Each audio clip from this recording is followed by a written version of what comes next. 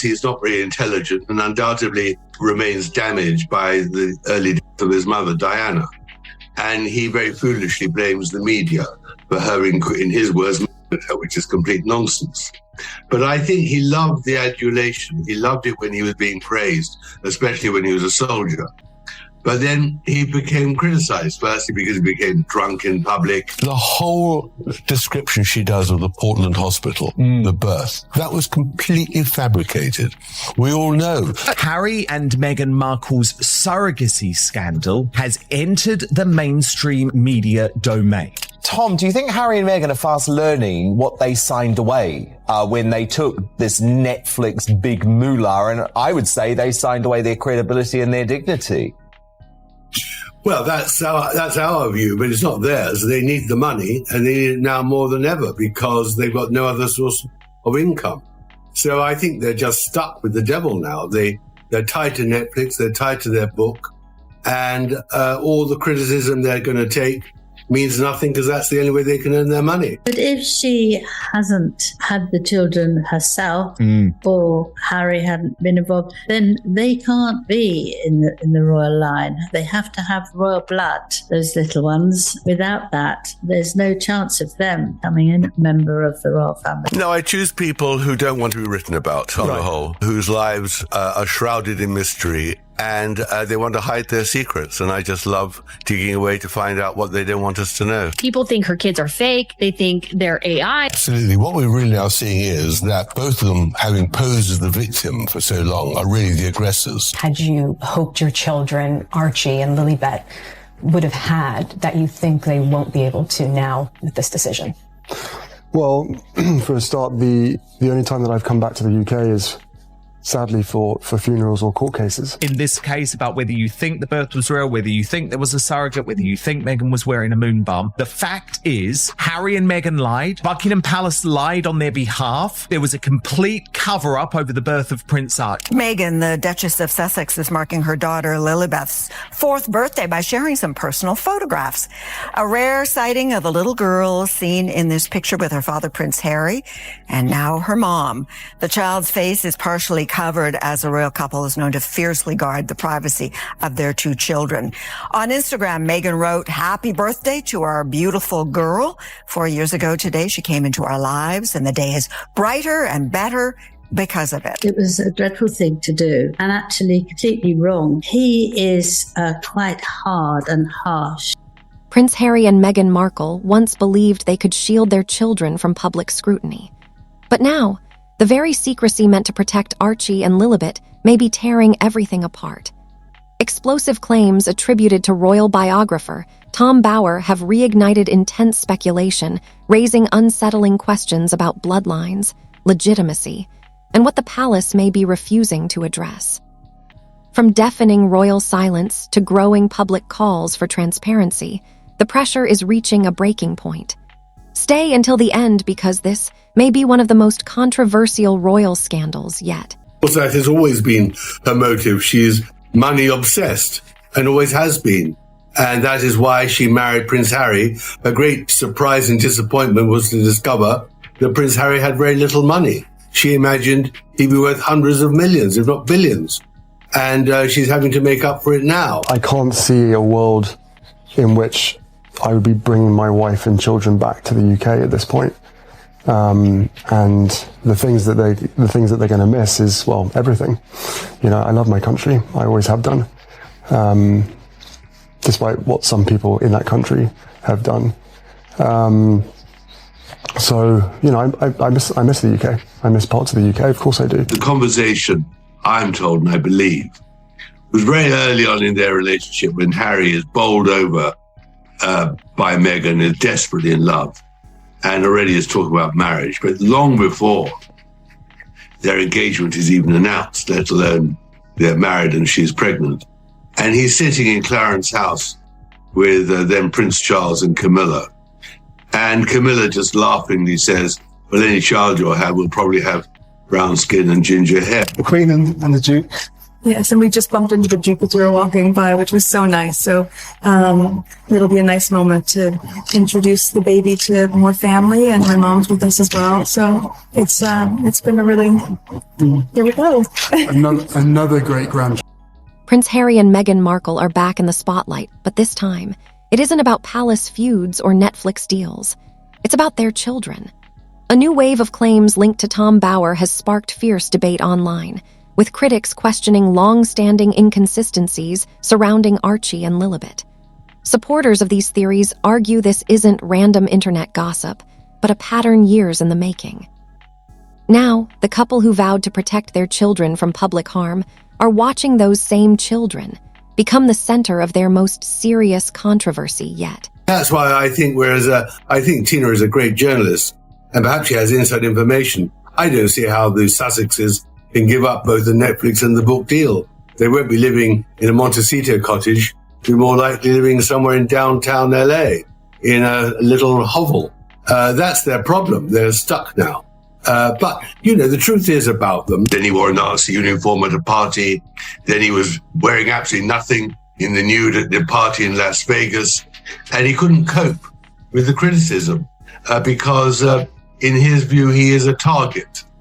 And it didn't help that his telephones were hacked by News International Rupert Murdoch's group here in London. This goes beyond royal protocol or family drama. The question being asked now is simple and deeply uncomfortable. Who are Archie and Lilibet, really? For any family, even raising that question would be unthinkable.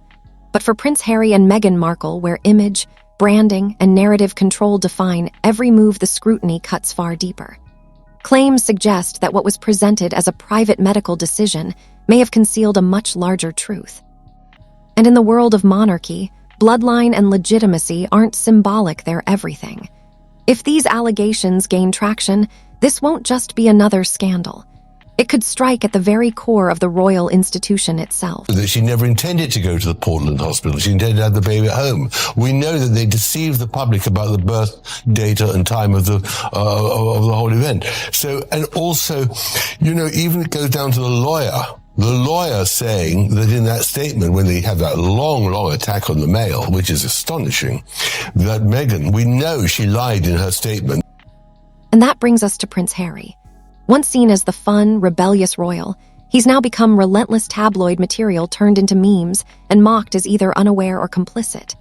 Reports circulating out of Montecito describe a man under immense pressure, packing rooms, glued to headlines, snapping at staff, and visibly shaken by non-stop speculation. The irony is hard to ignore. The same prince who openly championed mental health now appears overwhelmed by the very storm he can't escape. Meanwhile, Meghan Markle is reportedly taking a very different approach, calculated, controlled, and legal. No emotional displays, just lawyers, cease and desist letters, and strategic silence. Living a life that she's winning and she's doing all these great things, but the reality is not that. The reality is she's... But here's the twist. The more aggressively the story is shut down, the louder it seems to grow, like trying to extinguish a fire with gasoline. Online critics are digging deeper, revisiting old details that suddenly feel harder to dismiss when lined up together. Carefully staged pregnancy photos, timelines that never fully aligned, the absence of traditional hospital imagery or standard birth announcements. To some observers, the narrative always felt unusually polished. And when a story feels overly controlled, people start asking what might be missing. Critics argue the Sussexes had years to address these questions directly, but instead chose privacy and silence. Now, that silence appears to be fueling the very speculation they hope to avoid. Choose people who don't want to be written about on the whole, whose lives are shrouded in mystery, and they want to hide their secrets. And I just love digging away to find out what they don't want us to know. I wrote 4 years ago a book about Prince Charles, and it was a story about how he had rehabilitated himself after Diana's death, and how Camilla also had to be rehabilitated. And it was a #1. It was a fascinating story. So So when Meghan came along into the scene, I just thought, this is fascinating. How is this going to play out? To tell the truth, I spoke to very few friends of Meghan because she put a fatwa on anyone talking to me who she could. So I sent off dozens and dozens of emails to her friends, and most of them didn't even reply. And obviously I spoke to her father, who loves her still very much, and said, in the end, whatever she is, she's still my daughter. You can't beat the real story. I mean, that's the excitement of writing these sort of books, that in the end, nothing beats the truth, the real fact. Then there's one of the biggest points, raising eyebrows: the apparent distance between Archie and Lilibet and the rest of the royal family. Compare that to Prince William and Catherine's children, who are frequently seen with King Charles, Queen Camilla, and were photographed many times with Queen Elizabeth II. Those family connections are well documented. But when it comes to Harry and Meghan's children, public moments with senior royals are almost non-existent. Is that simply the result of geography and strained relationships, or something more deliberate? Either way, the absence is striking. And this is where speculation turns serious. Surrogacy alone wouldn't be controversial. It's a private decision many families make. But questions around biological lineage, if ever substantiated, would raise issues far bigger than gossip. They would touch the line of succession itself. Something like that. So she wasn't even pregnant. So it's very weird. And Harry, it was said to Harry, not to her. I mean, she just came. The monarchy survives on continuity, stability, and bloodline. If uncertainty enters that equation, the consequences extend far beyond one couple. And that's why the source matters. Tom Bower isn't a casual internet commentator. He's a royal biographer with a long record of publishing uncomfortable claims that later proved accurate. That history is precisely why his words carry weight. When someone like Bower raises questions of this magnitude, people pay attention. He's effectively struck a match near one of the monarchy's most sensitive foundations. And if this narrative continues to gain traction, the damage wouldn't be limited to reputations. It could permanently alter how Prince Harry and Meghan Markle are remembered in royal history. That's our view, but it's not theirs. They need the money, and they need it now more than ever because they've got no other source of income. So I think they're just stuck with the devil now. They're tied to Netflix, they're tied to their book, and all the criticism they're going to take means nothing because that's the only way they can earn their money.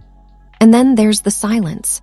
Amid all the noise, Prince Harry and Meghan Markle have offered no direct response, no formal statement, no detailed denial, no clear move to settle the speculation.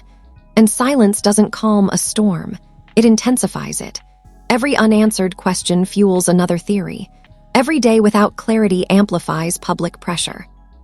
Calls for DNA testing, once confined to online forums, have spilled into trending hashtags, panel discussions, and primetime debates dissecting timelines and photographs frame by frame. From a crisis management perspective, this isn't just bad optics, it's catastrophic. The Sussex brand was built on authenticity, transparency, and a carefully presented image of a modern royal family. But when that image starts to crack, silence stops being neutral. It becomes the loudest message of all.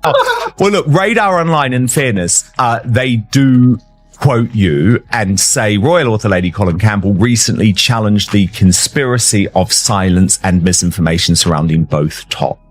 But now that carefully crafted picture is starting to fracture, and these aren't minor flaws. They're deep cracks no staged photo or glossy interview can fully conceal. And for Prince Harry, this controversy cuts deeper than any before. This isn't just another headline cycle. It's personal.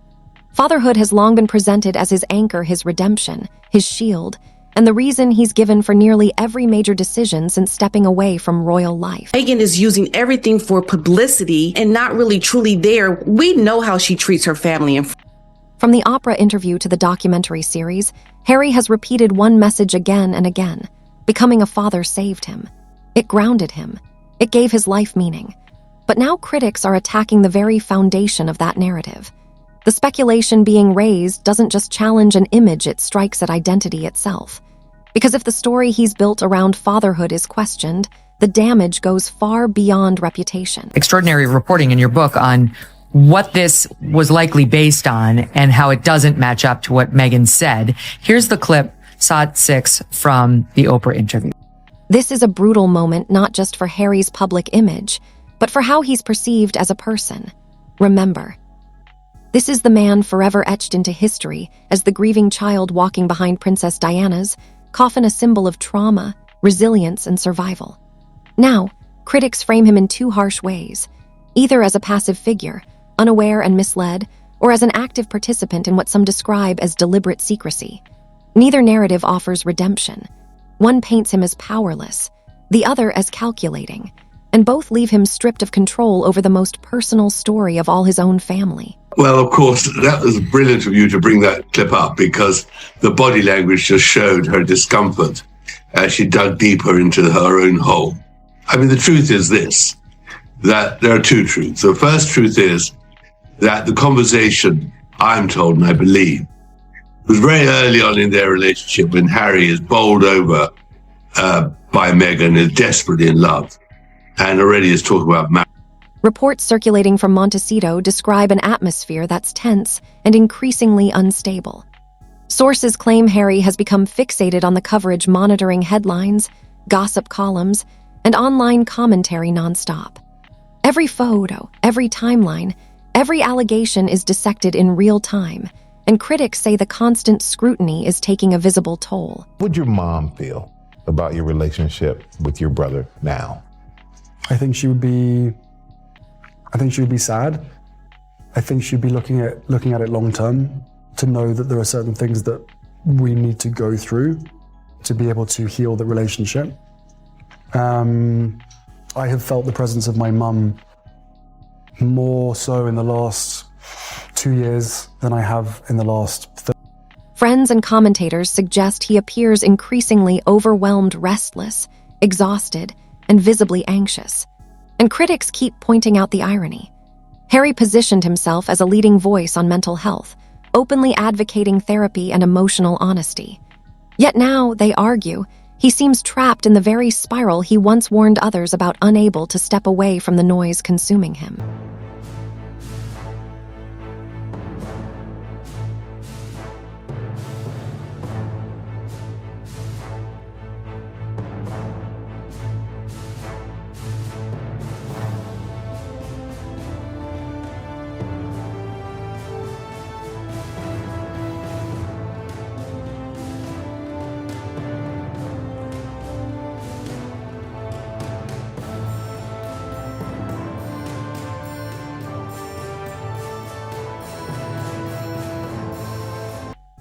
Meghan Markle, meanwhile, is said to be taking a very different approach, measured, strategic, and legally focused. Reports suggest lawyers are involved, warnings are being drafted, and media outlets are being challenged. But here, the problem critics keep raising. Every legal move appears to intensify suspicion. Instead of quieting speculation, the pressure campaign seems to amplify it.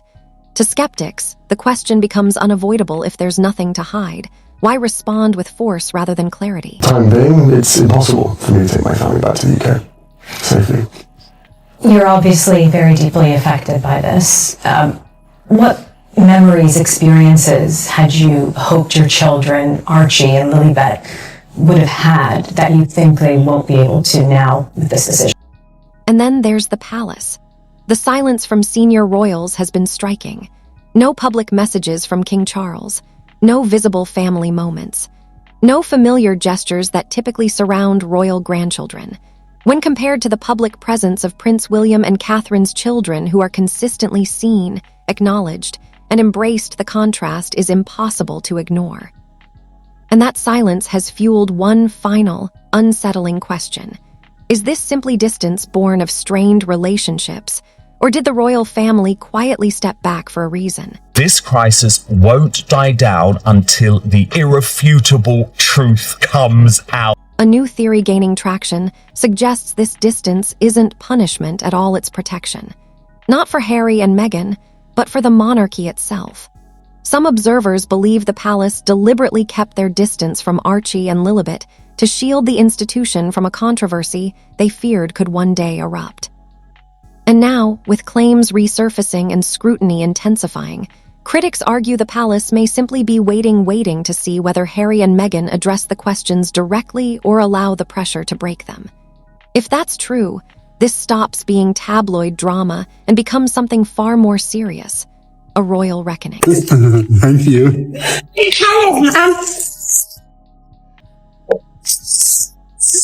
Breakfast time. Go. Waiting for the cameras, aren't you? Waiting for the cameras. Sorry.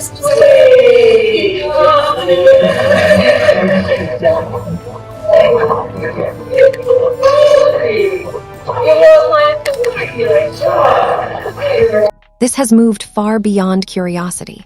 What began as fringe speculation has grown into full-blown suspicion, and it's no longer confined to tabloids. Mainstream commentators, journalists, and even long-time royal supporters are now asking the same uncomfortable question out loud. Will Harry and Meghan ever agree to a DNA test? The fact that such a question is being openly discussed is shocking in itself. But when every avenue of transparency appears closed, critics ask, what other option is left? What about the security arrangements that were in place made you feel it would be unsafe for you and your family? There's only so much that I can say because of the redaction process and the national security matters at hand, but everything. Because in beginning of 2020, I was scored the highest as far as risk was concerned, and then overnight I was reduced to the lowest without actually going through the risk management board. And that may be the most damaging part of all. Observers argue Harry and Meghan had countless opportunities to shut this down early with clarity, documentation, or straightforward explanations for the inconsistencies people point to. Instead, critics say responses were vague, delayed, or filtered through legal channels. Now that silence is protecting their image, it's eroding it. In the court of public opinion, silence no longer reads as dignity. To many, it reads as avoidance. I discovered was, of course, that she was hunting for a man in England from 2013 onwards, when her marriage had crashed and she couldn't find anyone in Canada at the time. And she wanted wealth and she wanted fame. And she targeted, there's no doubt she targeted. The saddest consequence may be how irreversible the damage already looks. Prince Harry, once celebrated as the bold and relatable royal, now appears to many as a man under extreme strain. Reports suggest even friends from his military past people who once admired his resilience have quietly stepped back as the pressure mounts. And that's why I think, I think Tina is a great journalist, and perhaps she has inside information. I don't see how the Sussexes can give up both the Netflix and the book deal. They won't be living in a Montecito cottage, be more likely living somewhere in downtown LA. Sources claim his behavior has become unpredictable, oscillating between anger and withdrawal. Critics say it's not just his royal role that seems shaken, but his sense of self. And now, fatherhood, the one identity he held up as his salvation, is being questioned in the public arena. If that pillar collapses, commentators ask, what does he have left to stand on? He became hypersensitive and blamed the media for the crashes of his relationship. Meghan Markle, by contrast, appears unshaken, at least outwardly. Reports describe a familiar strategy: deflect, control, and apply legal pressure. Cease and desist letters, warnings, and threats of litigation are said to be flying. But critics argue legal tactics don't erase ethical questions. In fact, they often harden suspicion, making skeptics feel more confident that something uncomfortable lies beneath the surface. And already is talking about marriage, but long before their engagement is even announced, let alone they're married and she's pregnant. And he's sitting in Clarence's house with then Prince Charles and Camilla. And Camilla just laughingly says, well, any child you'll have will probably have brown skin and ginger hair. And they all laugh, including Harry. I mean, it's not because of racism. It's just one of those things everybody imagines.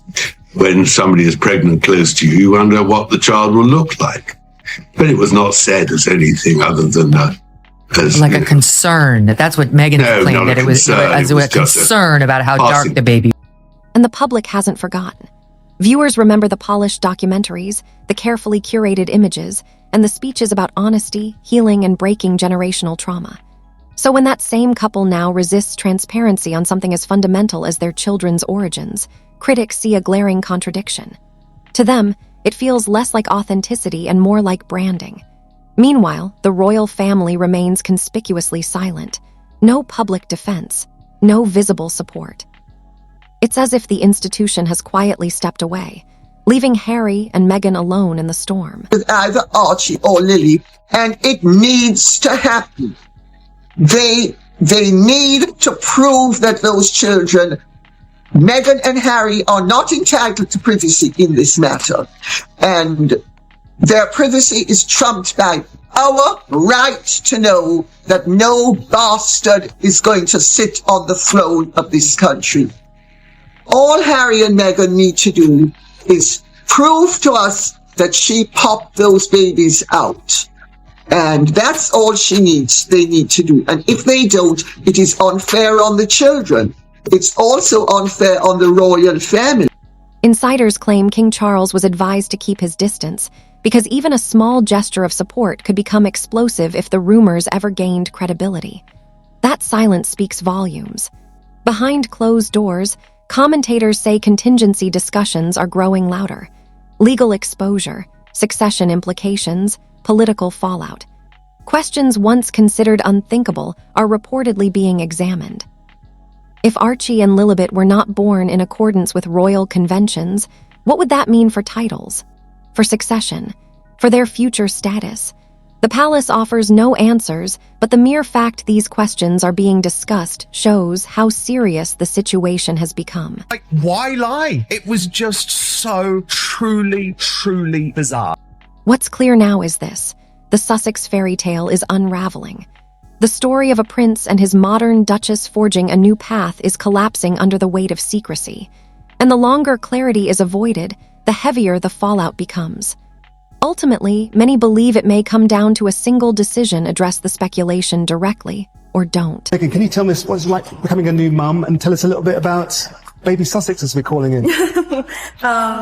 It's magic. It's pretty amazing. And I mean, I have the two best guys in the world, so I'm really happy. Tell us a little bit about your son. What's he like? Is he sleeping well? Good baby? Yes, he has the sweetest temperament. He's really calm. One path could quiet critics and restore a measure of credibility. The other ensures the suspicion never fully disappears because questions about bloodlines don't fade. They linger. They shape legacy. Harry and Meghan built their exit on a promise of freedom and truth. Now that promise is being tested by silence and doubt, and one question that refuses to go away. How will history remember this moment? Are we witnessing a man trapped by circumstance, or a couple caught in a story they can't control? And most importantly, will the truth ever be made clear? What do you think, transparency or silence? Drop your thoughts below, and don't forget to like, share, and subscribe for more royal coverage.